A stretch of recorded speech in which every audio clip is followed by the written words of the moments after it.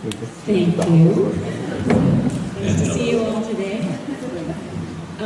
You know, before we get started with the questions and answers, does everybody have a marshmallow? Yeah. Do you wonder why? Yeah. You wonder why? Well, those of you who have not read my memoir, my book, won't understand this, but the question I get asked very, very often is, what was it like to kiss Elvis Presley?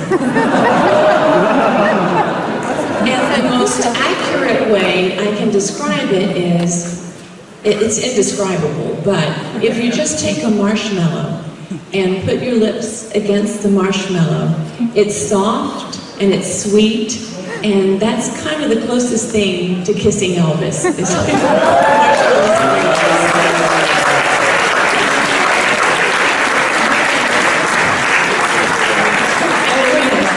There's no extra charge for the marshmallows? Oh, no, it's included.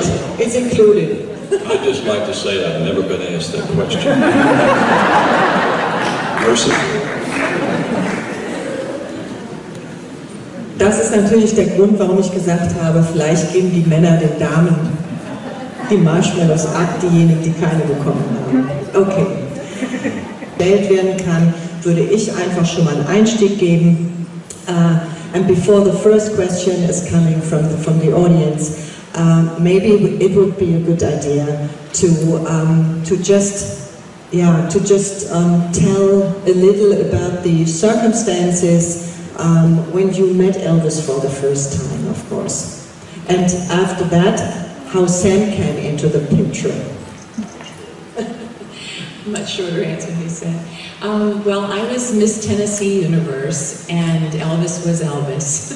And I was asked to go to the Memphian Theater by a mutual friend of ours. And he said, Elvis rents out the theater after midnight. After the theater would close, Elvis would rent it out, and around midnight, his entourage and he would go and he would screen movies. So I was invited to go, and I did, and got there around midnight, and Elvis had not yet arrived. And I was standing in the lobby of the theater talking to David Stanley, Elvis's stepbrother. And when there was a loud noise at the doors, like boom, boom, boom, and the guys all rushed over and they opened the door, and Elvis burst through the door, and he had a long flashlight. He was flashing the light in everybody's face, and he said, "What the hell? Why was this door locked? Didn't you guys know I was going to come in this door?" And they were all very apologetic, and "No, sorry, boss, we thought you were coming in the front door." And he was angry, and he was like chastising the guys for not having the door open for him. And he flashed the light in my face, and his whole demeanor changed. His whole countenance just changed. He flashed the light in my face, put it down, and said, "Oh, well, hello, honey." Very charming. And he walked over to me and said, "I'm Elvis." And I said, "Yeah, I kind of got that." And he was dressed like a vampire. It was in July 6th, 1972. And in Memphis, it's swelteringly hot, very humid, very hot. And, you know, we were all dressed in little, you know, small clothing and very light for summertime. He was in a black suede cape with a high collar, red satin lining in the cape, and a long sleeve shirt, long pants with the insert, flared pants with a red insert. And I said, "You look a little bit like Dracula. You're dressed a little like Dracula tonight."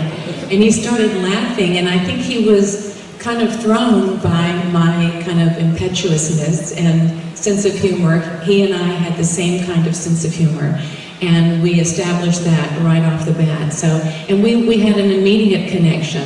You know, I was raised in the South. I was raised in Memphis, Tennessee, on Elvis, on his music, on his movies. I knew everything about him and adored him as a little girl. And of course, he was raised in the South, and so we had an immediate kinship. It was as if we were kindred spirits, and we knew each other long before we actually were introduced. Also Linda hat erzählt, dass sie Elvis kennengelernt hat am 6. Juli 1972 und zwar im Memphian Theater. Wir wissen alle, dass Elvis ja gerne auch im Kino gemietet hat, weil er eben tagsüber natürlich nicht ins Kino gehen konnte. Und sie stand bei David Stanley in der Lobby, sie haben sich unterhalten und auf einmal ging es an der rückwärtigen Tür, bom, bom, bom, jemand klopfte an, ganz, ganz heftig und alle, die im Augenblick dort waren, flogen praktisch zu der Tür, rissen die Tür auf und Elvis stand im Raum mit einer großen Taschenlampe. Vielleicht kennen ein paar von euch auch Fotos, wo er so eine Taschenlampe in der Hand hat und leuchtete eben herum und sagte, hey, warum ist die Tür verschlossen? Ihr wisst doch, dass ich komme, oder habt ihr gedacht, ich komme nicht mehr? Und die haben gesagt, doch, aber wir haben gedacht, du kommst durch die Vordertür rein und naja, und er leuchtete eben jeden an, um zu gucken, wer denn jetzt dafür auch verantwortlich sei für diese Misere, und dann leuchtete er auch Linda ins Gesicht und sie erzählt so schön, und direkt als er ihr Gesicht sah, veränderte sich seine Haltung und was er gesagt hat, ich glaube, das muss ich nicht übersetzen, und Linda erzählt auch, dass sie eigentlich sich direkt miteinander verbunden gefühlt haben, weil ihr natürlich auch aufgefallen ist, dass er für den Sommer in Memphis, der sehr heiß ist, eine hohe Luftfeuchtigkeit hat, eigentlich nicht wirklich angemessen gekleidet wäre. Er hatte einen schweren Mantel an, mit dem berühmten hochgestellten Kragen, eine schwere Gabardinhose und so weiter, also sehr schwere Sachen, und Linda sagte dann zu ihm, sind wir heute ein bisschen wie Dracula angezogen heute Nacht, und Elvis hat sich total darüber amüsiert. Und da war klar, dass sie eigentlich direkt eine gute Verbindung hatten. Wie Linda auch sagt, das kommt natürlich daher, dass sie eben auch in Memphis groß geworden ist. Sie ist dort erzogen worden, in den Südstaaten. Da hat man denselben Hintergrund und eben auch denselben Humor. I couldn't have said it better myself. Boy, that was a long answer I gave. Sorry.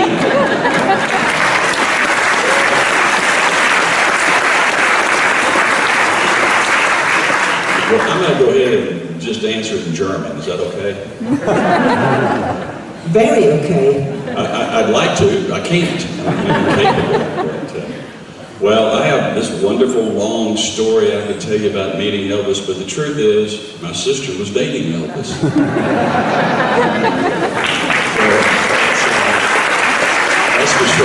that's the short and true answer. But it was in November, and of course we were living in Memphis, and of course I wanted to meet Elvis, but you know, they had gone on different tours and had been out of the city, and he had been in the hospital in November, and he'd gotten out. No, I'm sorry, that's right. It was in November of '72. I was fast forward November of '73. Excuse me. So in November, Linda called and said, you know, Elvis is in town, and he'd like to meet you guys. And so my wife Louise and I went to Graceland. And I always remember we were sitting downstairs in that downstairs room, and I think that was before you decorated it. It was really just a basement room. It had the TVs in it, but it was not decorated the way Linda eventually decorated it. And it was late at night because Elvis was nocturnal, which is a big word. It means we lived like bats. We stayed up all night and slept all day. So about midnight or so, Elvis walks in the room, and he had a karate gi on because he'd been practicing, and he had sunglasses on. And we're in a windowless basement at midnight, and I just thought that was the coolest thing I ever saw. And he walked all the way across the room and stuck his hand out and said, "Hi, I'm Elvis Presley." You know, like, I don't know that. I'm in his house to meet him. And he walks over and introduces himself, which he would do to everybody. And like I've heard Linda say, I think there was sort of an instant kinship. You know, we all grew up in North Memphis, and Linda says it well when she says that she knew Elvis before she knew Elvis. And I was immediately just taken aback by him, really, because I was Linda's big brother. I don't know if she's ever heard me say this or tell her this story, but, you know, at first, here's my little sister dating a rock and roll star who was older than her and been married, and I'm worried that my little sister's going to get her heart broken. So I was a little concerned. I wasn't sure, and it took about 10 seconds for Elvis to win me over, and it was just clear to my wife and I that they were very much in love with each other, and that it was obvious that he was going to be very good to her. So it was a great meeting that night, just from my standpoint of going home and feeling good about Linda and Elvis being together, because those of you fellows out there with younger sisters, you know we are a little protected sometimes. But that's how I met Elvis, and I didn't really work for Elvis until about 4 years later, but we were just friends, and our friendship grew to the point to where he was comfortable in asking me to work for him, and I was honored to do that. Okay. Sam erzählt, dass er könnte jetzt eine tolle Geschichte erzählen, wie er Elvis kennengelernt hat, aber das ist eigentlich ganz kurz zu machen, denn da seine jüngere Schwester, seine kleine Schwester Linda, mit Elvis ausging, war das eigentlich die ganze Story, wie er Elvis kennengelernt hat. Und ich habe eben schon mal gesagt, dass Linda und Elvis sich im Juli 1972 kennengelernt haben und im November darauf, also im November des Jahres, hat Sam ihn zum ersten Mal getroffen, und er hat halt auch nochmal darauf hingewiesen, dass Elvis natürlich einen anderen Tages- und Nachtrhythmus hatte und Louise, Sams Frau, und er eben dann auch dementsprechend nachts auf Graceland waren und auf ihn gewartet haben, und als Elvis reinkam, hatte er seinen Karateanzug an, weil er vorher trainiert hatte, und eine dunkle Sonnenbrille auf, also mitten in der Nacht. Und Sam hat auch wohl nur gedacht, oh, das ist aber ganz cool, wie der aussieht hier, ja, mitten in der Nacht, Karateanzug und Sonnenbrille auf. Und er sagte auch, was ich auch immer sehr schön finde, am Anfang war er gar nicht so von Elvis überzeugt, als Freund seiner Schwester, ja, weil er immer Angst hatte, dass er Linda das Herz bricht. Aber er hat halt gesagt, es hat genau 10 Sekunden gedauert, um ihn vom Gegenteil zu überzeugen und um ihn völlig für sich zu gewinnen. Und so konnte er eben auch nach Hause fahren. Er lebte ja auch in Memphis zu der Zeit und war ganz beruhigt und war überzeugt, dass die beiden sich liebten. Und Sam war auch bis 1976 nicht auf der Payroll, das heißt einfach, er hat nicht für Elvis gearbeitet, sondern sie hatten ein freundschaftliches Verhältnis miteinander. Genau. Did you want to change anything?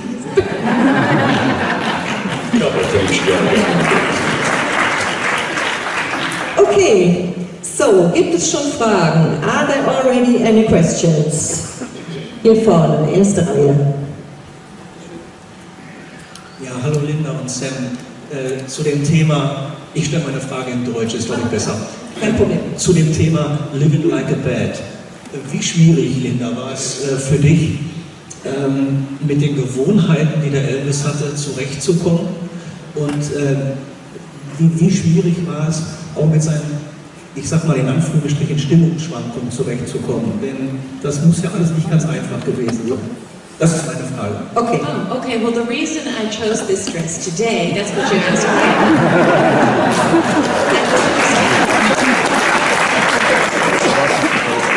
Okay, the guy would like to know, you named it, you said, okay, we lived like bats, yeah? So, and the thing is that he could imagine that it was a very hard thing to follow up, to change your day and night rhythm, and to live at night and to sleep all day. And was it hard for you to get adapted to that and everything? Yes, well, you know, when you're young, you're more malleable. It's easier to adapt to different schedules and situations.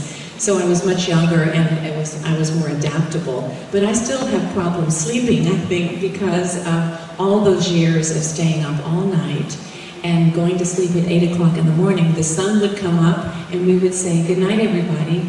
We would fall asleep and then, you know, wake up at 5 or 6 in the evening. And our hours were totally reversed. It was easier then, you know, to be adaptable and to adjust to that. But there's something that happens too when you have that kind of schedule, and those of you who may work at night understand this, that you need light, you need sunlight, and it can be very depressing. And I've often thought maybe that was one of Elvis's problems with sometimes his mood and his depression, that he didn't live in the sunlight all the time, that he lived in darkness. and it was because of his fame. But I think that it's much healthier to be able to have hours of light and sun, and scientists have even proven that it elevates your mood. There's light therapy when the winter goes too long and people don't get the sun. So it was kind of an interesting phenomenon, just aside from adjusting to the schedule. Also, um deine Frage zu beantworten, wenn man jung ist, kann man sich natürlich viel leichter an Dinge gewöhnen. Es fällt einem leichter, bestimmte Verhaltensweisen anzunehmen, sich daran zu gewöhnen, Dinge auf eine bestimmte Art zu tun oder auch in einer bestimmten Art und Weise zu leben. Und, aber Linda hat es sehr schön gesagt, und das wäre auch die Antwort auf den zweiten Teil deiner Frage, dass sie natürlich, oder dass jeder Mensch das Sonnenlicht braucht. Jeder Mensch braucht Licht. Und es war ganz merkwürdig, wenn die anderen eben ihren Tag begonnen haben, dass sie ihren Tag beendet haben, nämlich in dem Moment, wo die Sonne aufging. Und sie sagt auch, dass sie ganz oft schon gedacht hat, dass es auch ihn eben stimmungsmäßig beeinflusst hat. Ja, sowas macht einen ja auch etwas depressiv, wenn man kein Sonnenlicht hat, wenn man immer nur im Dunkeln lebt. Ja, und ja, das wäre die Antwort. Ja, okay, danke für die Frage. Sam, would you like to say something for that subject? He had 2 little children and was working, you know, a real day job, so I know his perspective is different from mine. Please. Beer ist Lebensgefährtin. I know, it's all the German I know. I was working with the sheriff's department, and one thing that really did help me is I was working the midnight shift. So I was a rookie officer, and that's what they put you on. So I was working from midnight till 8 o'clock in the morning, and so I had become a little bit accustomed to that lifestyle. But like Linda said, eventually I had 2 children, born in 74 and 77, before I went to work for Elvis, and then after I worked for Elvis. And my wife was a school teacher, and there were many times when I would come home at 6:30 or 7 in the morning, and she would just be getting up and getting the kids ready, and she was going to work, and I was going to bed. So it was an adjustment, to say the least, but all the guys had that on the road. Ja, also auch aus seiner Perspektive, er war ja auch zu dieser Zeit eben Polizist in Memphis, war natürlich die Schichtarbeit auch gewöhnt, hat auch viel Nachtschichten gemacht. Und Louise, seine Frau, war zu der Zeit Lehrerin, er hatte 2 Kinder, also insofern jeder von uns der Familie weiß, wie das ist, ja, der Tagesablauf steht, und es war schon, ja, manchmal sehr schwierig, das in Einklang zu bringen, ja, also er kam morgens früh nach Hause und legte sich hin, und seine Familie hat den Tag begonnen, also auch aus dieser Perspektive nochmal ganz interessant zu hören, ja. Nächste Frage. Meine Kollegen gehen mit dem Mikro rum. Ich hoffe, ihr seht das. Ich kann es hier ganz schlecht sehen. Jetzt sprechen. Jetzt sprechen. Hallo, Miss Thompson. Ja, wo sind wir? Ein Handzeichen. Ach, da, danke. Hallo. Nein, hier. Wie war es so, als Elvis mit der Drogen, also mit der Sucht, mit seiner Situation immer wieder einen Arzt, der goldene Käfig, alle mussten immer spurten, wenn er was wollte. Wie war das so? Ich habe jetzt den Anfang der Frage nicht wirklich verstehen können, Entschuldigung, weil wir hier ein Missverständnis hatten mit den Mikros. Kannst du es bitte noch einmal wiederholen, was du gefragt hast? Ich wollte fragen, wie es ist, als mit der Tablettensucht und so seiner generellen Sucht, und dass er immer einen Arzt braucht und immer musste man überall mit Elvis hinfahren, wenn er was wollte, sofort. Wie ging sie damit um? Okay.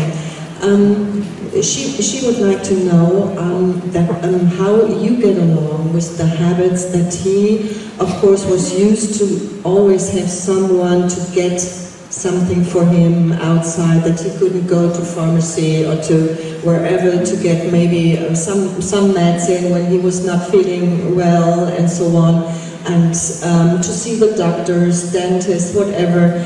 Wasn't that very unusual for you?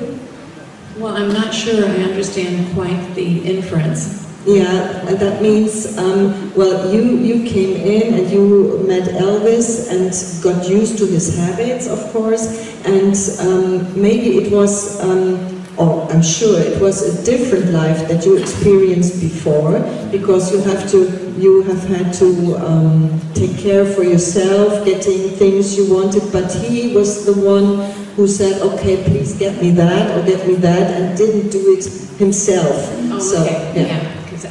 Yeah, he was very needy, and he was, you know, not demanding in many ways, but in some ways it was just a given. And I was very adaptable, and I was so deeply in love. I couldn't do enough for him. I was so happy to tend to his needs and to watch over him and to say, do you need anything? And so we had housekeepers at Graceland. There were 4 ladies there, Nancy and Mary and Lottie and Pauline. And I still hear from Nancy. There's one living housekeeper left, and Nancy calls me regularly and sends me Christmas cards. But we had help at Graceland. But he would turn to me, we'd be sitting in bed at night watching TV, and he would say, honey, you know, I feel like breakfast. I feel like having some scrambled eggs and some bacon and toast. Would you go make me some? And I would say, well, sure. And he said, I mean, I know I've got a housekeeper or a cook downstairs, but it tastes better when you make it. So it was very sweet. You know, he always had a way of getting what he wanted, but with a lot of sugar on it. You know, he was very, very smooth and very sweet about that. Linda sagt auch, dass Elvis gar nicht so fordernd war, ja, also um nochmal auf die Frage zurückzukommen, eben nicht einfordernd im Sinne, mach das oder ich brauche jetzt das, fahr dorthin, hol mir das, sondern Linda sagt auch, er war immer sehr nett und hat immer die richtigen Worte gefunden, so dass er auch immer das bekommen hat, was er wollte, wie sie so schön sagt, mit viel Zucker darauf, das heißt, sie hat erzählt von der Begebenheit, wenn sie zum Beispiel zusammen waren und er nachts auf einmal gesagt hat, oh ja, wäre schön, wenn ich jetzt ein bisschen Frühstück hätte, irgendwie vielleicht ein paar Rühreier, ein bisschen Speck, was weiß ich. Und natürlich hatten sie Köche und Hauswirtschaftshilfen, aber er hat dann auch zu ihr gesagt, ja, ich weiß, die Köchen könnten es machen, aber es schmeckt doch viel besser, wenn du es machst und so. Also ihr versteht, er war nicht wirklich sehr fordernd, wobei auch Linda gerade sagt, sie war so verliebt, sie hätte auch alles für ihn getan. Ja, sie konnte nicht genug für ihn tun. Ja, und das war so die Art und Weise, wie sie das gerade geschildert hat. It's quite funny now, though, when I look back, because when we would be sitting in bed watching television, which we did all the time, he would say, honey, can you turn the volume up? Okay, sure. I'd get up, run around the bed, go to the TV, turn the TV up, I'd come back, get back in bed, and he would say, can you change the channel? Okay. And he'd run around, change the channel. You want this one? Yeah, no, keep changing. Okay, how about that channel? Okay, run down, get back in bed. And I was young and nubile, so it was easy for me, you know, to just do all the legwork. And while he was sitting back like the king, yeah, turn it up, turn it down. I didn't even think. Now I would say, do it yourself. Back then it was all too easy.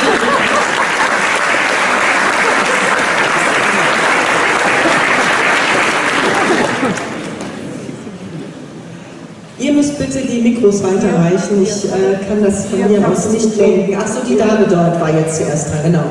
Hello, Miss Thompson. Hello, Mr. Thompson. My name is Iris. Miss Thompson, what is the most beautiful memory that you have when you think of Elvis? Well, you know, there are so many beautiful memories, truly, so many. People ask me sometimes, what is the greatest gift that Elvis ever gave you? What was the best gift? And I always just have to say his love. You know, just the way that Elvis loved. My most vivid memories of him, and when I think about what an incredibly intense and magical person he was, Elvis loved like nobody else. Elvis loved fiercely and deeply and devotedly and loyally. And he would do things like, you know, he would just say, come here, and like he would want to press his forehead against my forehead and then roll the forehead back and forth, and he called that mugging. He said, come here, let me mug your noggin. Noggin is a southern term for head. So he'd let me mug your noggin, and he would just roll his head back and forth and grit his teeth. You could hear his teeth clenching. He'd say, I love you so much, and he would get tears in his eyes. So, you know, who loves like that? You know, who makes you feel that loved and that adored in life? You know, he was that kind of passionate, loving, affectionate person. So those are my warmest and most wonderful memories, just the way he loved. Thank you.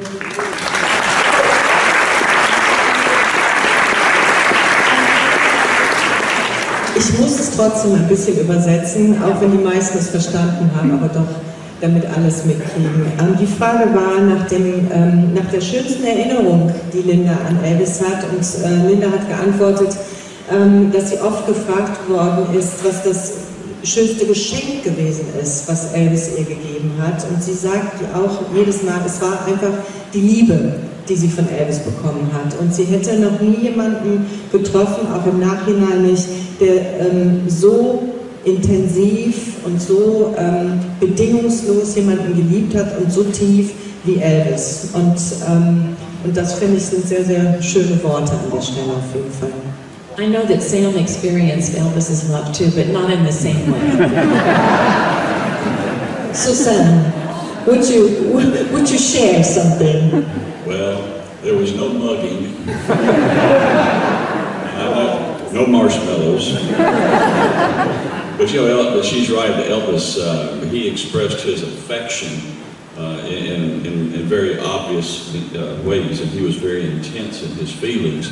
And you know, and he was like anybody else. He could get angry very quickly. He had an explosive anger. He was frightening when he was angry, but the next moment he was the most lovable guy you'd ever been around. And he didn't shy away from expressing his affection. You know, he would hug you. He hugged me 2 or 3 times. You know, which back then I wasn't really used to. You know, we were shaking hands, but Elvis was a hugger. But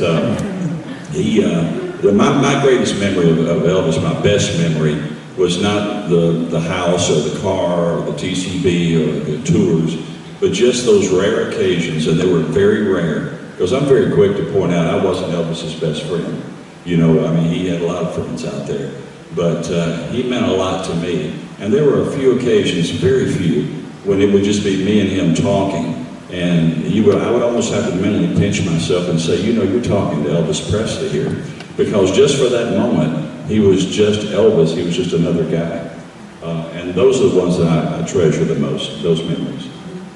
Sam hat gesagt, also hat natürlich Elvis Zuneigung ganz anders erfahren als Linda. Ja, also das, was Linda eben so schön geschildert hat, wo sie beide die Stirn zusammen gefügt haben sozusagen und Elvis sie ganz intensiv angeguckt hat und gesagt hat, ich liebe dich so sehr, das hat Sam natürlich nicht erfahren, aber Sam hat die Zuneigung von Elvis ganz anders erfahren.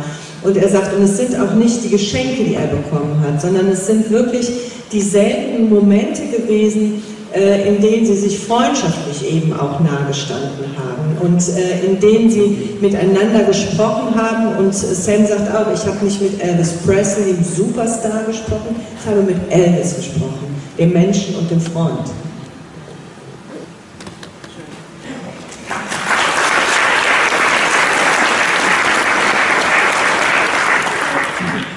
Linda told us, when you first met Elvis, you felt a connection because of your roots, your origin in Memphis, and I read that you also felt a connection because of the spirituality. What was the spiritual connection?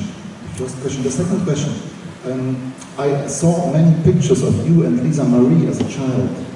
Did you have a relationship with Lisa Marie after Elvis died, or still have a relationship with her?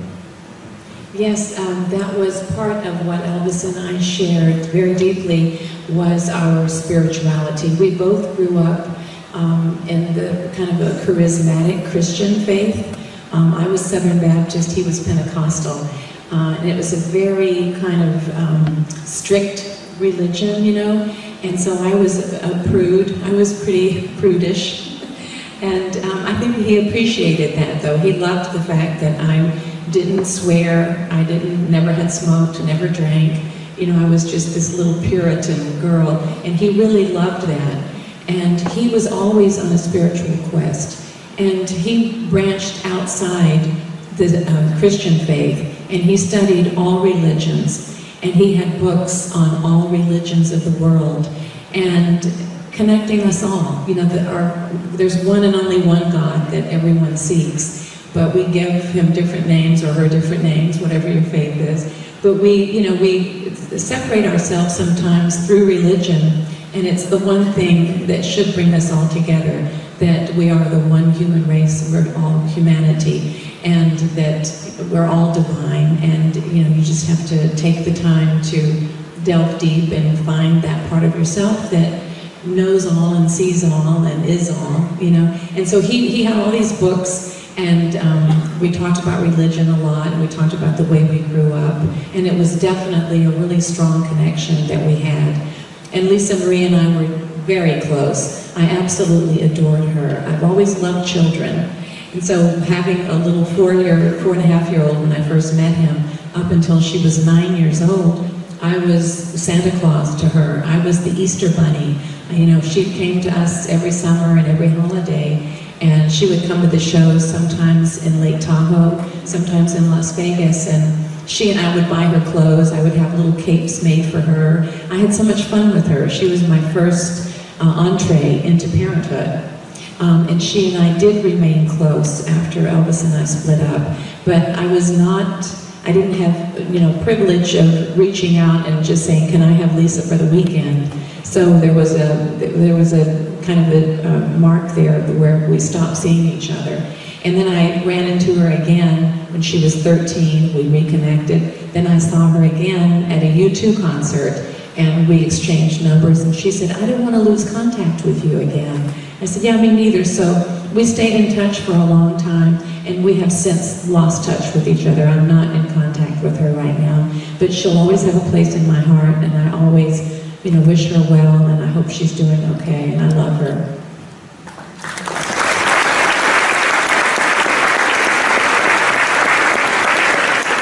Die Frage von Norbert war, dass eben, oder ob eben Linda und Elvis sich auch spirituell eben verbunden gefühlt haben, und Linda betont das ganz stark, dass Elvis ein spiritueller Mensch gewesen ist, dass er auch sehr zu schätzen gewusst hat, dass sie eben auch in einem typischen, ich sag mal, Südstaaten-Kontext groß geworden ist, sehr, sehr puritanisch, sehr zurückhaltend, streng erzogen. Also das war schon was immer auch Thema war, und Elvis das auch sehr respektiert hat. Und Linda hat auch gesagt, dass es für sie auch ganz wichtig ist, auch heute vor allen Dingen wichtig ist, zu sagen, dass ja, viele Leute sich durch Religionen einfach unterscheiden, dass sie einfach große Differenzen haben, weil unterschiedliche Glaubensrichtungen bestehen. Aber eigentlich sollte das etwas sein, was die Leute zusammenbringt, was Menschen vereint. Und das ist nochmal ein ganz wichtiger Punkt an der Stelle. Und Elvis hat sich halt auch immer für viele Religionen interessiert, also nicht nur für eine, sondern war immer sehr offen für viele Religionen und hat sich da sehr mit beschäftigt, und es war immer ein sehr intensives Thema für ihn. Was die zweite Frage angeht, die Norbert gestellt hat, ob Linda noch mit Lisa in Kontakt war und wie das Verhältnis gewesen ist, oder ob es heute auch noch ein Verhältnis gibt sozusagen. Und Linda hat auch gesagt, sie hatten immer ein wunderbares Verhältnis, ein sehr enges Verhältnis miteinander. Und das war so die erste Erfahrung für Linda als Elternteil, kann man sagen. Ja, Linda hat immer Kinder geliebt, hat ja auch selber 2 Söhne, und wie gesagt, also das war immer ein Thema, und sie hat mit Lisa immer eine enge Verbindung gehabt, auch nach Elvis' Tod, und sie hat sie dann nochmal getroffen, auch sehr viel später, mit 13 Jahren, und dann auch nochmal danach bei einem U2-Konzert. Aber mittlerweile ist der Kontakt abgebrochen, es besteht im Augenblick kein Kontakt mehr, aber es war immer eine ganz, ganz enge Verbindung auf jeden Fall.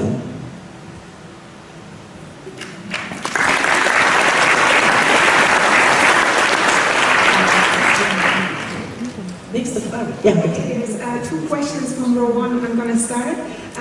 I just wanted to know, I know that Elvis was a huge football fan, and I wanted to know if you, the two of you, Linda and Sam, shared his passion, if you watched together. And my most pressing question, I know that the day of the Aloha from Hawaii, it was the Super Bowl, and it was the perfect season of the Dolphins. Did you have a chance to watch? That's funny. Are you a football fan? You are? That's funny. Yes, we did used to watch football together. His favorite player was Franco Harris. Do you know who that was? With the Pittsburgh Steelers. So we used to love to watch football together. And I'm not into football so much now unless it's the Super Bowl. You know, I don't watch all season and pull for one team over another. The Tennessee Titans, of course, because my brother loves them and because I'm from Tennessee. And he got to see little bits of the Super Bowl when the Aloha from Hawaii, but he was so busy, believe me, that it was kind of in the back of his mind. More importantly were the 1.5 billion people who were going to be watching him, and split-screen TV, a satellite show, you know, so it was, that was first and foremost in his mind at that time.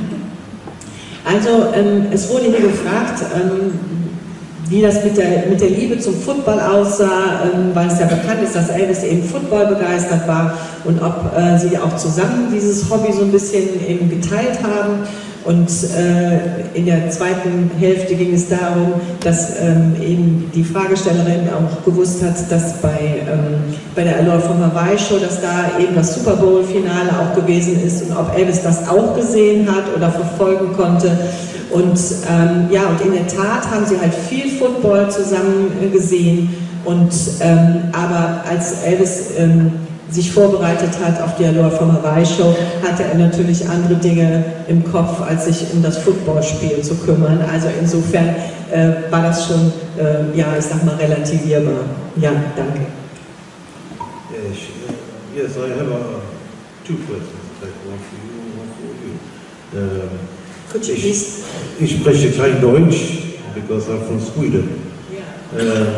So my first question is for Miss Thompson. Did Elvis talk about history with you? Because I know he had quite a large history interest. Did he talk about history is the question? Yeah, like World War II and stuff like that. Some, you know, but he loved the movie Patton. Do you remember that movie? We watched that a lot. And he loved the line in that movie that America loves a winner and will not tolerate a loser. He loved that line, and I think he identified with that. So he aspired to be, you know, like that kind of brave general. And so certainly movies had an influence on him, and he loved historical movies. He did like World War II. He liked politics, like he liked some politicians, but he did not ever express his opinion politically. He just thought, I'm an entertainer, I'm not a politician, and I don't want to influence people just because I'm a celebrity and influence them, you know, to vote a certain way. So, but yes, he was, you know, Elvis had a thirst for all knowledge, not just history, not just religion, but humanity. I mean, he really wanted to know what this life was all about. And I think because life had taken him and fate had taken him and put him in such a unique position, being the most incredible performer ever to walk the earth. This God-given vocal talent that he had, his charisma, his looks, everything about him, his intelligence, and his thirst for knowledge.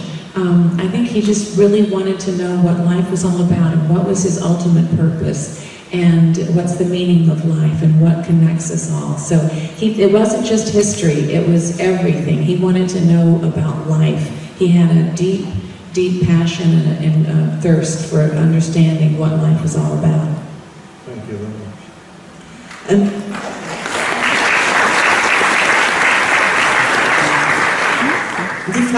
Die Frage ging dahin, ob Elvis auch geschichtsinteressiert gewesen ist, ob sie sich auch darüber unterhalten haben. Und Linda hat dann erzählt, dass einer der Lieblingsfilme von Elvis Patton war, in dem es ja um den General aus dem Zweiten Weltkrieg ging.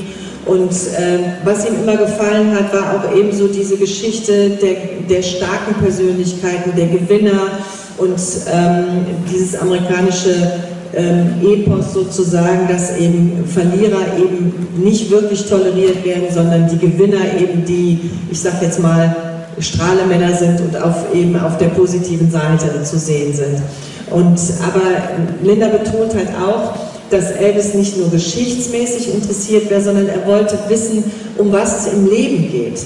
Er war interessiert am Leben, worum es im Leben geht, wo es ihn hinführt, woher er kam und vor allen Dingen auch vor dem Hintergrund, dass das Schicksal ihn ja nun letztendlich auch in eine Position gebracht hat, die wir alle kennen, mit seinem Charisma, mit seinem Aussehen, seinem Talent, was er gehabt hat, dass er da auch immer sich selber gefragt hat, auch gezweifelt hat und eben viel wissen wollte und da auch sehr belesen war, um was es eigentlich im Leben ging.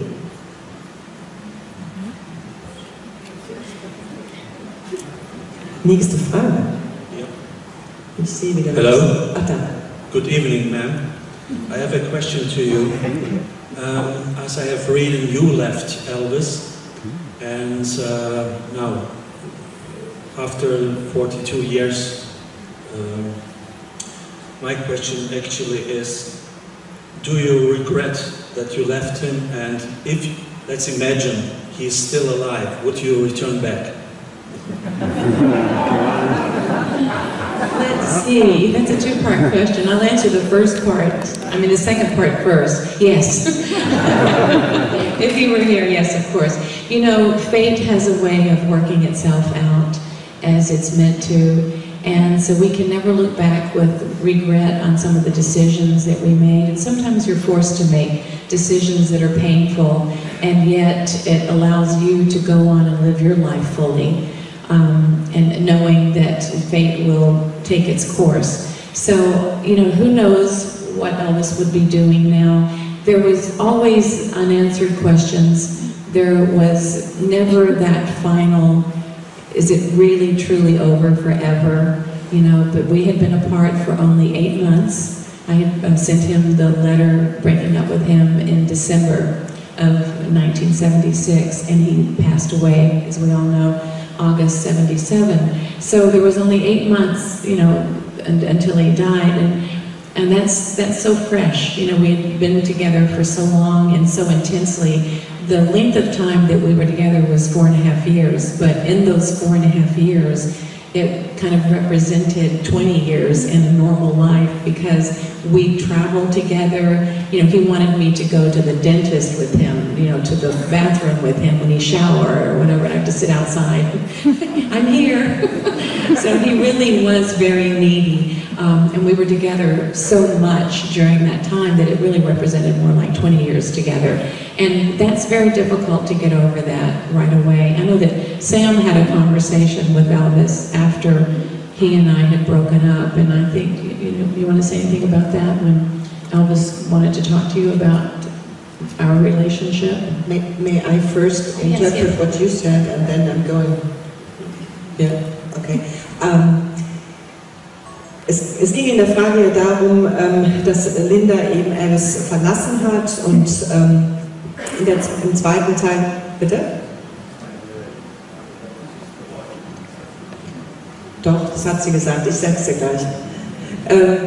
Im zweiten Teil ging es halt darum, ob, wenn er heute noch leben würde, ob sie denken würde, dass sie wieder zusammenkämen zum Beispiel, oder ob sie bereut hätte, dass sie ihn verlassen hat. Und Linda hat gesagt, dass man manchmal im Leben ganz schwierige Entscheidungen treffen muss.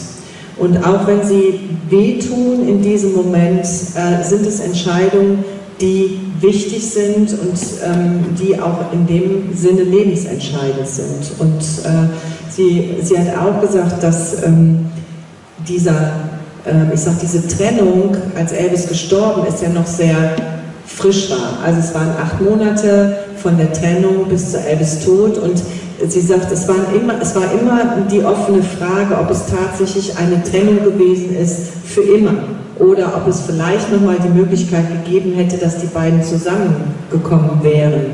Aber sie sagt eben auch, und deshalb hat sie das schon auch beantwortet, dass sie eben zu dieser Entscheidung auch gestanden ist, auch wenn sie wahrscheinlich die schwerste Entscheidung gewesen ist, die sie hat treffen müssen. Aber Sam wollte eben auch noch was kurz dazu sagen. Well, of course, when Elvis and Linda separated in end of November in San Francisco, I didn't know what to think. Of course, I regretted that Linda left, but I understood why she did. But we got back to Memphis, and I was called over to Graceland, and I was actually prepared to offer my resignation because I felt that I was really there through Linda and for Linda and Elvis, and that was my role. And without Linda there, I didn't know if it would be comfortable for me to be there. So I expressed that to Elvis, and I told him in a position that I had with him, it was one of trust, and that if it was uncomfortable for him or for Ginger, his new girlfriend, that I would be willing to go back to the sheriff's department. And he said, no, that's not why I called you over here. He said, I wanted to tell you that I want you to stay. And he expressed some feeling of betrayal by some other people, and he said, I trust you and you do a good job, and I want you to stay with me. And then he told me, he said, and your sister and I, we are not done. We are not finished. There's more to this story. So that was it, and we embraced, and yes, we hugged that time. And I continued to work for him until he died, and was responsible largely for the funeral and the burial. He and his mother back at Graceland. But that was one of the last deep conversations I had with Elvis, where he told me that he and Linda were not finished. So the answer to your question is, who knows what may have played out had Elvis lived? We don't know. Sam hat eben auch gesagt, dass nachdem Linda und Elvis sich getrennt haben, Elvis ihn angerufen hat, sie haben miteinander gesprochen, weil auch Sam sich nicht sicher war, ob es tatsächlich eine gute Sache wäre, weiter auf Graceland zu bleiben, wenn Linda eben nicht dort ist, ob es vielleicht eine unangenehme Atmosphäre wäre, auch vielleicht für Ginger, Elvis' neue Freundin zu dem Zeitpunkt.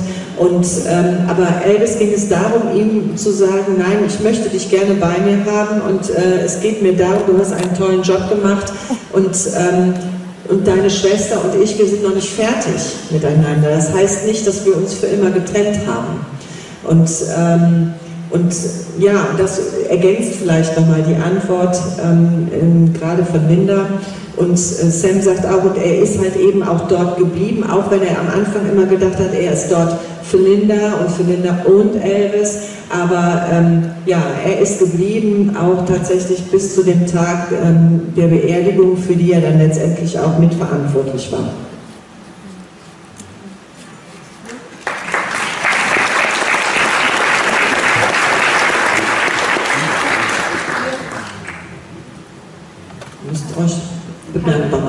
Ich hätte gern gewusst, wie das mit der Eifersucht ist, ob sie ein eifersüchtiger Mensch ist und wie sie überhaupt Elvis und die ganzen Frauen, die überall hinten her waren, wie sie damit umgegangen ist. Okay, that's a good one, because you've been asked that, but just the other way around. So the lady would like to know if you are a jealous person and how you dealt with the fact that there were always women around Elvis and so on. I had to learn not to be jealous. I had to, certainly when you love someone, your tendency is to be territorial, but with Elvis, I couldn't possibly be. I had to share him with people, so I had to learn how to do that. And I really was never jealous of his kissing women in the audience, when he was performing. That was just part of his routine. And I understood that's what he did, and it meant nothing to him except expressing appreciation for his fans and giving someone a thrill for kissing him. But I did make him use mouthwash before I would kiss him after the shows. Being a little bit of a germaphobe, when he would come backstage in Vegas or after a show on the road, and he would automatically go to kiss me, and I'd say, did you use a mouthwash yet? So I really wasn't that jealous. Do I have a tendency to be jealous? Sometimes, it depends. how deeply you care about someone, and also how they make you feel. You know, Elvis didn't make me feel jealous when I was with him. I always felt like I was the center of his attention, and he wasn't looking at other girls when I was with him. He waited until I left the room, which was very kind of him. So I wasn't that jealous. Ja, wie gesagt, Linda hat geantwortet, dass sie gelernt hat, eben nicht eifersüchtig zu sein auf Elvis. Sie musste lernen, dass sie Elvis teilen musste.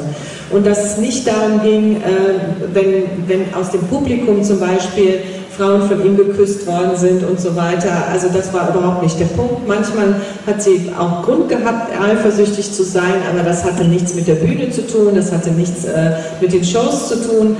Aber sie hat dann auch erzählt, dass Elvis ja immer derjenige gewesen ist, der die Frauen geküsst hat und auch wirklich auf den Mund geküsst hat während der Konzerte. Und sie hat so schön erzählt, dass nach diesen Shows, ja, sie zu Elvis immer gesagt hat, okay, ja, also erstmal Zähne putzen, Mundwasser und dann darfst du mich küssen, ja. Und wie gesagt, vorher geht gar nichts, ja. Also das war so die einzige Marotte vielleicht in der Hinsicht, aber ansonsten hat sie eben gelernt, Elvis zu teilen.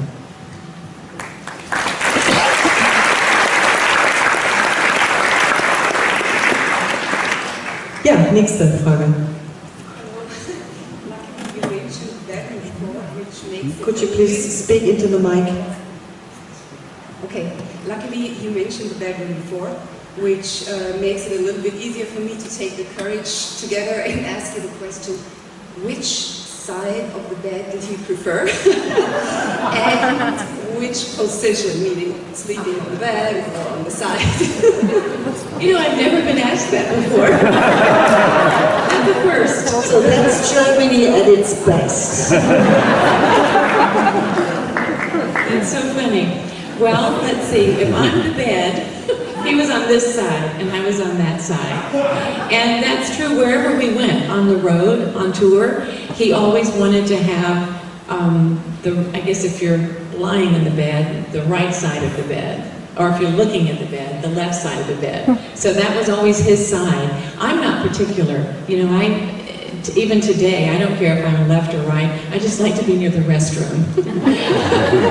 But with Elvis, he was always on that side of the bed. And at Graceland, I remember it was kind of a lot of trouble for me to have to get up and walk around the bed and out the padded doors and down through the office to get to my dressing area. But yeah, he preferred the right side of the bed. And how did he sleep? Like a baby. And he slept on his side most of the time. He would sleep on his side and sometimes on his back, but never on his stomach, just side or back. But I've never been asked that.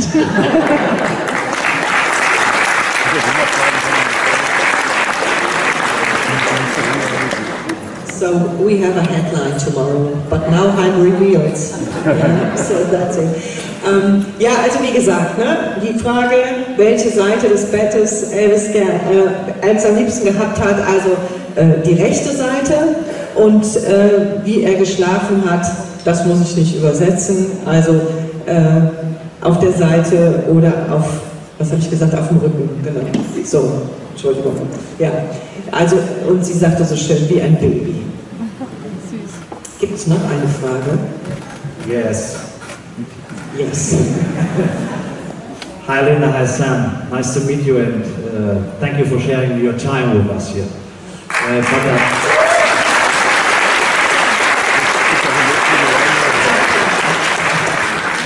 I think I get my question in German, so Maria can translate it.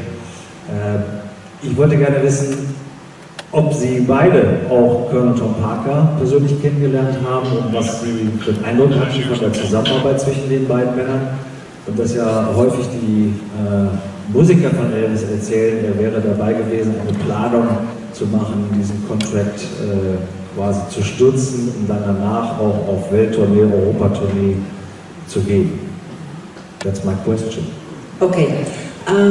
Marcus would like to know if you met the Colonel in person and what kind of impression did you have from the cooperation between Elvis and the Colonel? And if it is right that they were about to split up, and after splitting up, Elvis would have liked to go on a world tour. And this is the content of the question. I can answer briefly, and then Sam actually spent more time with the Colonel than I did. Yes, I met the Colonel on many occasions, but it was always the same. He was very brusque. He was not a warm and fuzzy person. He was always had the baseball cap, a cigar, and he was always in a hurry. It was like, he was not the most cordial human being. And yes, it's true that Elvis wanted to fire him at one point, and he was very angry with him. And I don't think Elvis ever really knew how much of a commission Colonel Parker took. It was just, you know, never disclosed to Elvis fully what he took. And Colonel Parker told Elvis the reason that he couldn't tour Europe, because Elvis really wanted to come back to Germany. He really wanted to go to England. He wanted to go to France. He wanted to experience the world and his fans around the world. And the Colonel kept telling him, you know, son, they're going to hurt you. They're going to kill you. I can't control the security over there. So that was his excuse for not ever setting up a tour in Europe, according to Elvis. That's what Elvis told me. And I guess we've learned since that there were other reasons for Colonel Parker not having set up those tours. But Sam spent a lot more time with Colonel Parker than I did. I only knew him to walk by and go, "Broof."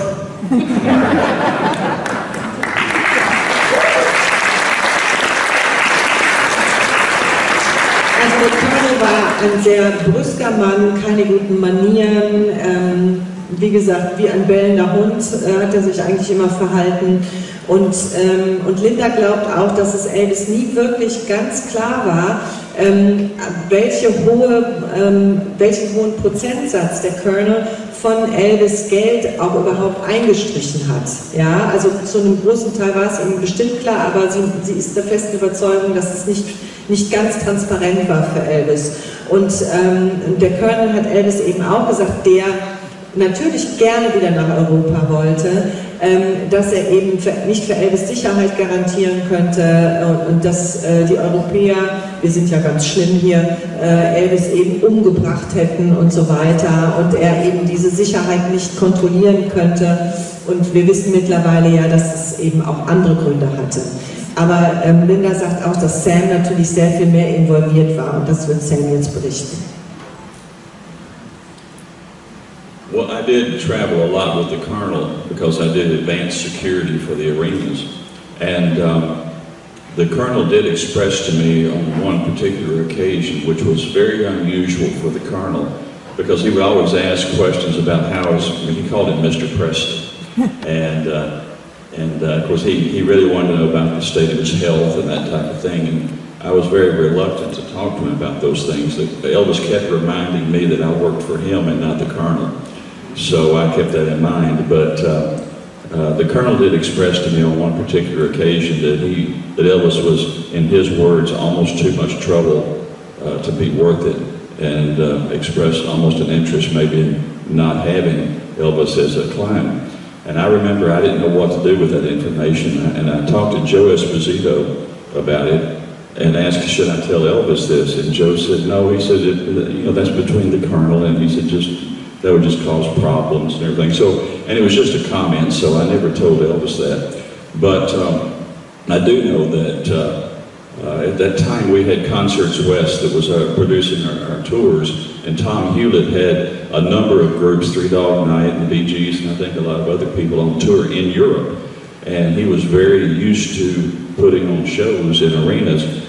And not long before Elvis died, between the last tour, the CBS TV special, and the time we went out, Joe Esposito told me that Tom Hewlett was going to take Charles Stone, and I was going to go, a couple of guys to go to London, and Elvis, that they were going to play Wembley Arena, the indoor arena.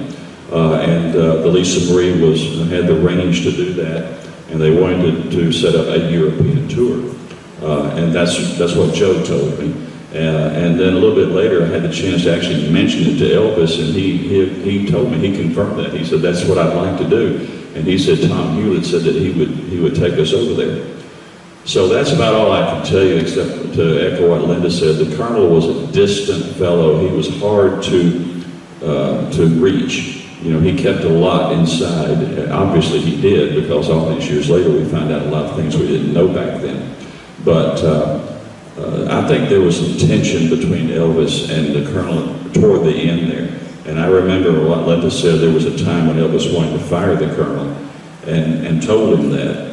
And the Colonel, of course, put together this outrageous bill that he thought that Elvis owed him and sent it to Vernon, and then Vernon put pressure on Elvis. But I think there was a time there toward the end where they were drifting apart. Let me just put it that way. And Elvis was so loyal, even though there were many occasions where he probably should have fired the Colonel. He was so loyal that he just kept him on, you know, and rather than go through all the trouble of firing him, finding a new manager, he just, you know, let it ride. Sam hat erzählt, dass er natürlich viel mit dem Colonel auch gereist ist, und er hat letztendlich auch immer die Vorhut gebildet, eben in den Arenen auch immer dafür zu sorgen, dass alles gut vorbereitet ist, bevor Elvis angekommen war. Und er hat von einer Bemerkung erzählt, die der Colonel mal gemacht hat, wo es auch um Tourneen ging, eben außerhalb der USA, dass der Colonel gesagt hat zu Sam, naja, also so viele Leute sind gar nicht mehr an Elvis interessiert außerhalb der USA. Also da weiß ich gar nicht, ob wir das überhaupt hinbekommen. Und Sam war in dem Moment in einem Dilemma, weil er nicht wusste, soll er das Elvis wirklich erzählen, was der Colonel da gesagt hat. Und so hat er das mit Joe Esposito besprochen, und Joe hat dann gesagt, nee, lass das mal, das gibt nur Ärger, es war nur eine Bemerkung, und das ignorieren wir mal. Und dann hat Sam erzählt, dass eben zu dieser Zeit West-Tours die ganzen großen Namen eben auch nach Europa gebracht hat. Eine ganz große, renommierte Konzertagentur aus den USA, und mit denen wollte Elvis eben nach Europa. Und 1977, zwischen der Zeit, wo das CBS-Special aufgezeichnet worden ist und seinem Tod, hat es halt Bestrebungen gegeben, dass man in London Gespräche führt für ein Konzert in der Wembley Arena. Und wie gesagt, da hat Sam eben auch die Möglichkeit gehabt, Elvis darauf anzusprechen, ob das denn tatsächlich stimmt, weil auch in diesem Kreis wurde ja viel erzählt, was nicht unbedingt auch immer alles so hundertprozentig weitergegeben worden ist. Und Elvis hat das bestätigt, er hat gesagt, ja, er möchte unbedingt gerne wieder nach Europa und möchte das eben tun. Und wie gesagt, und er hat ein paar Mal gedacht, er feuert den Colonel. Wir kennen diese Geschichte, wo der Colonel dann diese merkwürdige Rechnung aufgestellt hat, was er alles noch von Elvis bekommt, ne, an Geld und so weiter. So ist es nie dazu gekommen. Und Linda hat nochmal betont, wie loyal Elvis auch gewesen ist, obwohl er eben einige Gründe gehabt hätte, um den Colonel eben zu feuern. Aber er ist eben bei ihm geblieben und hat es nicht gemacht, und so hat sich das eben, ich sag mal, entwickelt, obwohl er auch sagt, und das hat Sam auch nochmal betont, dass immer eine Spannung eben zwischen den beiden gewesen ist, und gerade so in der letzten Zeit vor Elvis' Tod.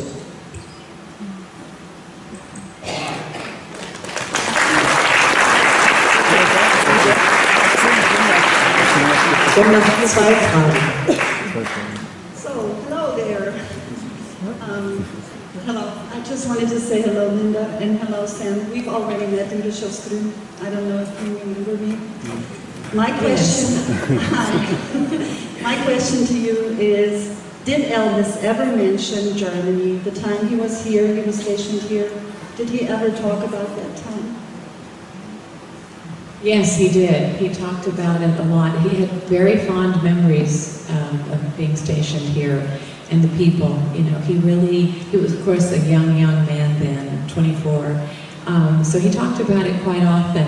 And, you know, one not so pleasant story was that he actually started using dexedrine in the army. It was a drug that kept him awake on his army post, and it actually precipitated his downfall ultimately in his life. And that began here when he was in the army. It had nothing to do with Bad Nauheim, but it was the army that prescribed those drugs, apparently, according to Elvis, that kept him awake on his post. But he would talk about the cold winter and the snow and how beautiful it was, and then the summers and how beautiful the spring was, and it was like Memphis in the spring and summertime, he thought, because it was so green and verdant and beautiful. And he enjoyed the food. He liked the sausages and things like that. He was a pretty basic person when it came to diet and that kind of thing. So he loved his time here. And I think it should be remembered and noted too that when Elvis was drafted into the army, he was given the option to go into special services and just sing to everybody and not have to go through basic training, not have to do all the grueling things that the army puts you through. And the humiliation sometimes, yes sir. So he didn't choose to do that though. He said, no, I want to be treated like everyone else. I just want to be a regular GI, which speaks to his humility and to his being just a regular human being, just a regular guy. He wanted to be just a regular, normal guy in the army, not someone who was exalted or treated differently.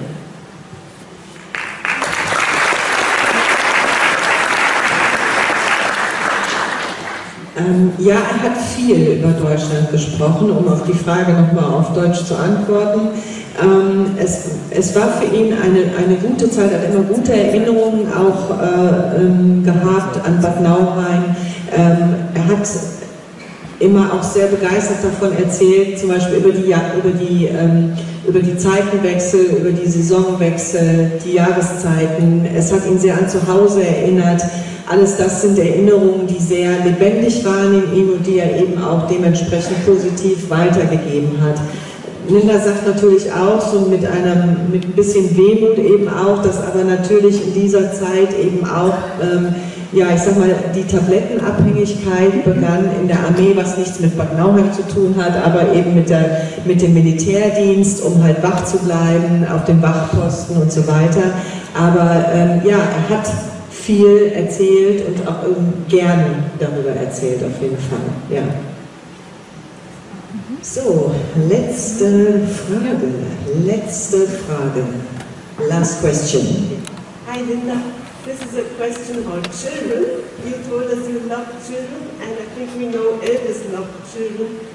When you were with him, did he ever express the wish to have more children? Yes, very much so. Elvis really wanted to have a little boy. He adored Lisa Marie. He was a really loving father to Lisa Marie. And he and I very often talked about having babies, having children. In fact, when we were in the hospital together, I had an adjoining bed next to his. He insisted that I stay in the hospital with him for the full 2 weeks. He would be in the hospital for 2 weeks at a time. And I was a healthy young girl, but I would have my hospital bed right next to him. And if he lifted the bed or lowered it, I had to be in tandem with him. And we would lie there and watch the nursery, on the monitor on the screen. The monitor would always go around and show the babies in the nursery. And we would always pick them out and go, that could be our baby, that could look like us. So he very much wanted to have another child. And in fact, we talked about one day having a little boy, and he wanted to name him John. He was really set on the name John.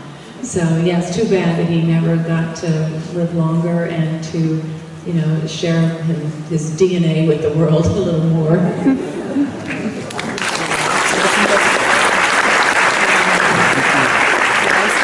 Es ging noch um die Frage, ob Sie über Nachwuchs, über Babys auch gesprochen haben. Und Elvis wollte immer gerne einen Sohn haben, den er auch gerne John genannt hätte. Und Linda hat erzählt, das war auch bei einem Krankenhausaufenthalt zum Beispiel, wo sie ja auch bei ihm gewesen ist. Sie hatte da immer ein Bett auch in dem Krankenzimmer, haben sie sich eben auch auf die Entbindungsstation angeschaut, beziehungsweise das Neugeborenenzimmer, und haben letztendlich immer sich die Babys angeguckt und immer angeschaut, das könnte zum Beispiel unser Kind sein, sieht uns vielleicht gar nicht unähnlich. Ja? Also sie haben schon sehr viel darüber gesprochen. Wie gesagt, nun ist es dann leider nicht dazu gekommen. Aber das war schon ein sehr intensives Thema auch. So, very last question. Very last. No, nothing. Here. Hört man mich? Ja. Ich habe eine Frage, und zwar, ich habe einige Bücher über Elvis jetzt schon gelesen und ich habe noch mehrere Bücher, die ich noch lesen muss. Was mich aber sehr immer beklemmt, ist die Geschichte, die dunkle Seite, die Elvis hatte, und zwar mit den ganzen Medikamenten, gerade kurz angesprochen. Ja?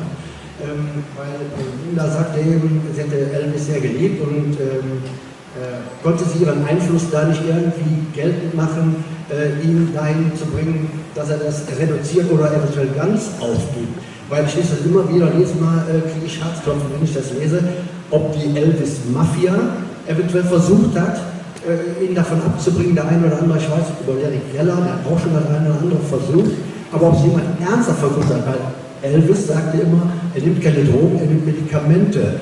Und das macht mich immer total rappelig, wenn ich das lese, und das beklemmt mich dermaßen. Und jetzt möchte ich mal wissen, ob Linda mit ihrer Liebe versucht, einen dahingehend auch mal zu bekehren. Is that a question or an answer? It's good. You also have the best mustache. You stand up and show them your mustache. Show them. Look at this mustache. Turn around. Way down. Okay, it's about Elvis drug abuse. But I think in a kind of good way for you to answer, because I think it is hard, or it was hard for you both to watch him destroying himself. But he asked if you saw for yourself an opportunity to get through to him and tell him, okay, Elvis, that's not good for you, and you have to do something against that. You have to stop it or reduce it or whatever. And that was the question. Yeah, you know, it was a very, very difficult thing, and of course, if you know anyone who is an addict, you know that that is their primary motive in life. They have to have that alcohol, or they have to have that drug. And that takes precedence over relationships and other things in their lives. You know, I could call him on it. I could tell him things about what he was doing that was damaging him. He couldn't fire me. You know, I wasn't working for him, so he couldn't fire me. And some of the other guys had more difficulty. I know Sam had tried to talk to him once or twice, and he would always threaten to fire the guys if they tried to stand between him and his drugs. And it was, you know, it's an insidious thing, because Elvis was prescribed these drugs. He was like this all-American, apple pie eating, love your mama, clean-cut guy in one way, and deluded himself into thinking he didn't have a problem because the drugs came from doctors. There was one time that I had to go and visit my mother and daddy at their house, and I was leaving Graceland, and Elvis was knocked out on sleeping medication. And I said, honey, I'll be back in about an hour, so call down if you need anything. And he could barely even speak, but he was like, I need more medication. And I said, no, you don't. Put your head back down, close your eyes, you're asleep. No, I need more, and I'll rush it, you know, because it took him like 5 minutes to say this. I need another sleeping pill. And I said, no, you don't, honey. Close your eyes. You're already asleep. Just sleep. I'll be back in an hour. And he kept insisting, and he was getting angry, even though he was really like talking in his sleep. And I got so exacerbated. I said, you know, you're just so hell-bent on self-destruction. You know, why are you doing this so painfully in front of all of us? Why do you torment the people who love you? And why do we have to watch you do this to yourself? And I'll never forget the expression on his face, because he was struggling to sit up, and he couldn't even sit up. And he opened one eye and, you know, lifted his eyebrow and looked at me out of the corner of his eye and smiled. He said, okay, mommy, I'll go back to sleep. Once I reprimanded him, but I'll never forget that vulnerable look on his face when I called him out on it. And I write about that incident in my memoir in more detail.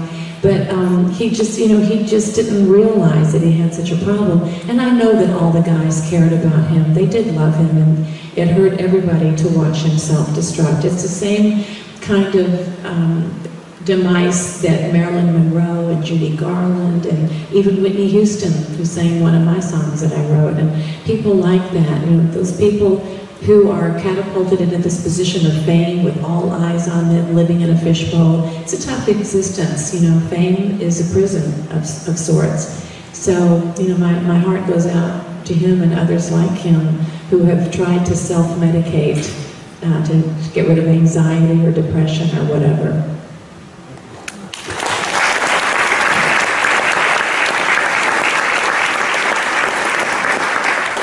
Also um auf die Frage nochmal zu antworten, es war immer eine ganz komplizierte Sache, denn jeder, der mit abhängigen Menschen, egal von welcher Droge, wie auch immer man abhängig ist, dann weiß man, dass das der Mittelpunkt des Lebens ist für denjenigen, der abhängig ist. Und und es war halt für Linda nochmal was anderes als für zum Beispiel die Jungs von der Memphis-Mafia, die ja alle auf seinem Lohnzettel standen, wo auch eine bestimmte Abhängigkeit bestanden hat.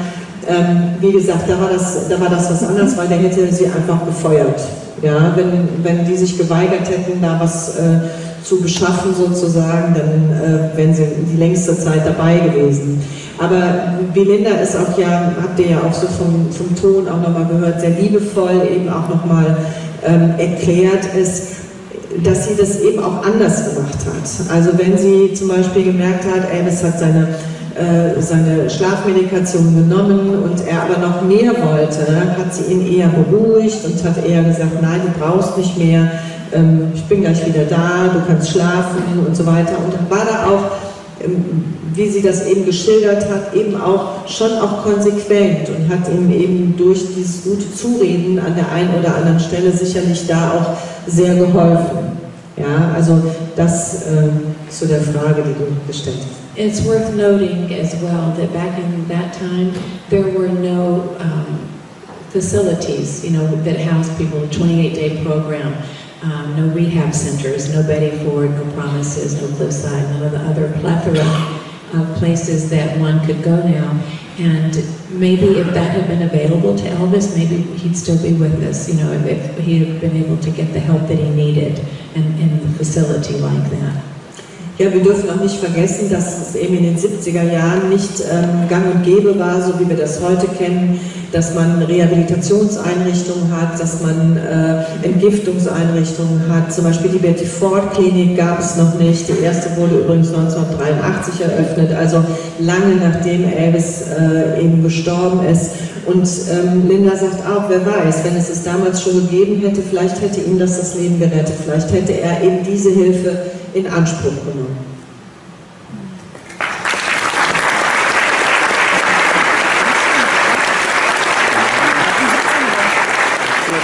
Okay, so Linda and Sam, thank you for answering the questions from our audience.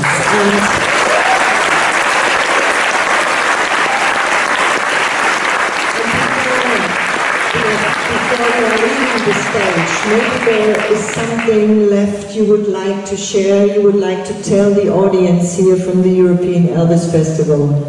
Well, just, you guys are amazing. I love that you do this every year. It's the 18th year, right? And I think it's just remarkable, astonishing. I think Elvis, if he's up there looking down, he's got to be so pleased that you all still remember him and love him and listen to his music, and he still has such a tremendous fan base. And that's all we leave behind is the legacy of love and the work that we've done and the time that we are graced to live on this planet. And Elvis has certainly left a tremendous legacy for all of us. And thank you for carrying that on. And I'm just kind of curious, how many women have already made out with those marshmallows? The men are going, yeah, okay. But thank you all so much for being here, for having an interest in Elvis, and for loving him. And so.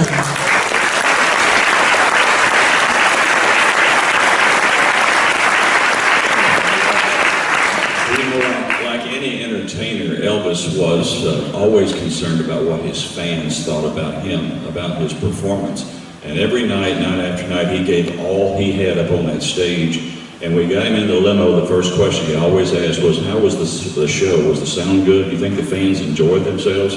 You were his ultimate concern, always. And there were times when he would get a little nostalgic and say, you know, you think they'll remember me? I mean, you know, and I remember we would all say, oh, Elvis, you know, they'll always remember you. But, you know, we were assuring him, but the truth is we didn't even know that.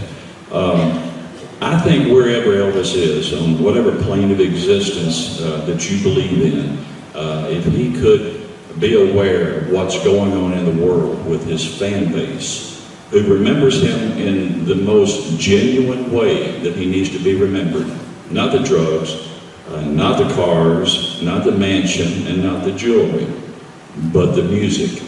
You know, that's his greatest legacy, his body of work. And I think he would be more than pleased to know that you are continuing that legacy for him. So thank you.